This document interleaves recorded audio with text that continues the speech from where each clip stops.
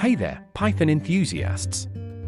Welcome back to the 100 Days of Python series. Today is day 10, and we're diving into the world of modules and libraries. In this video, we'll cover importing modules, exploring Python's standard library, and installing and using third-party libraries with pip.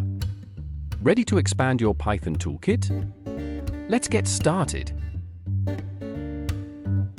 Let's start with importing modules. Modules are files containing Python code that you can use in your own projects. They help you organize and reuse code efficiently.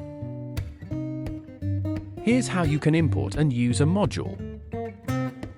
In this example, we import the math module and use its sqrt function to calculate the square root of 16. You can import specific functions from a module to save memory. You can also use an alias for a module or function to make it easier to reference. Now, let's explore Python's standard library. It's a collection of modules and packages included with Python, offering a wide range of functionalities right out of the box.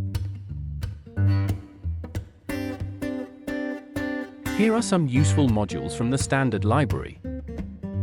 OS for interacting with the operating system, datetime for working with dates and times, random for generating random numbers. Let's see some examples. The standard library is extensive and incredibly powerful, so take some time to explore its modules and see how they can simplify your coding tasks. Finally, let's talk about installing and using third-party libraries with pip. Pip is a package manager for Python that allows you to install and manage additional libraries not included in the standard library. Here's how you can install a library using pip.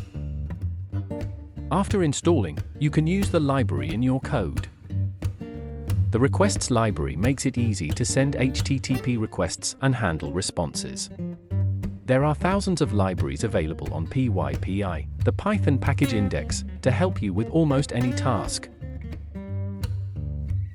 And there you have it, folks, an introduction to importing modules, exploring Python's standard library, and installing and using third-party libraries with pip.